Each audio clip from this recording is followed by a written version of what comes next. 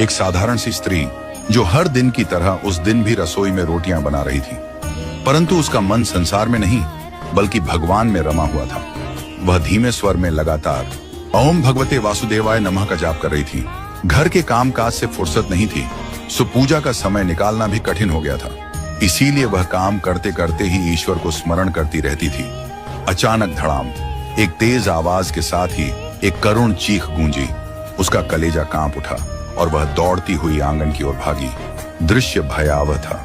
उसका 8 साल का बेटा चुन्नू आंगन में चित पड़ा था। उसके सिर और मुंह से खून बह रहा था। क्षण भर को तो उसके पैरों तले जमीन खिसक गई। रोने का मन हुआ, जोर से चीखने का, परंतु घर में उस समय और कोई नहीं था। ऐसे में वह किसे पुकारती? लेकिन चुन्नू को तो संभालना था। वह तेजी से नीचे उतरी। देखा चुन्नू अर्ध बेहोशी में बस एक ही शब्द दोहरा रहा था, मां मां। मां का हृदय फट पड़ा। ममता उस क्षण उसकी आंखों से बह निकली। 10 दिन पहले ही उसका अपेंडिक्स का ऑपरेशन हुआ था।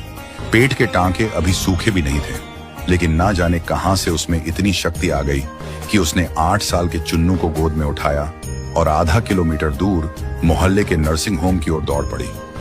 रास्ते भर वह प्रभु को कोसती रही, कैसे भगवान हो तुम? क्या यही दिन दिखाने को रह गए थे? उसकी आंखें आंसुओं से भरी थीं और हृदय में क्रोध, पीड़ा और निराशा उमड़ रही थी। जब वह अस्पताल पहुंची तो घड़ी 3:30 बजा रही थी। उसे याद था डॉक्टर साहब तो 2 बजे तक ही रहते थे, लेकिन चमत्कार हो गया, डॉक्टर अभी भी वहीं थे। चुन्नू को तुरंत इलाज मिल गया। उसे लगा जैसे किसी अदृश्य शक्ति ने डॉक्टर को रोक लिया हो, सिर्फ उसके बेटे के लिए। वापस लौटकर जब सब लोग घर में टीवी देख रहे थे तो उसका मन अशांत था। उसे भगवान से विरक्ति सी होने लगी थी।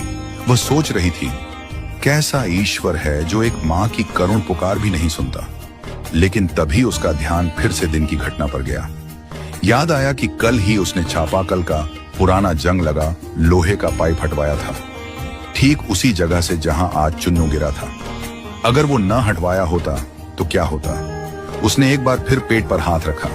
टांकों में हल्का सा दर्द उठा। मैं कैसे दौड़ी, कैसे उठाया उसे? मुझे तो बाल्टी तक ऊपर नहीं चढ़ती। वह स्तब्ध थी। तब उसने टीवी की ओर देखा। वहां एक संत प्रवचन दे रहे थे, मैं तुम्हारे जीवन के संकटों को हमेशा टाल नहीं सकता, लेकिन तुम्हें उन्हें पार करने की शक्ति अवश्य दे सकता हूं। तुम बस धर्म के मार्ग पर चलो, मैं तुम्हारी राह आसान कर दूंगा। उसका सर झुक गया। उसकी आंखों से पश्चाताप के आंसू बहने लगे। वह उठी, घर के मंदिर में गई। वहां कान्हा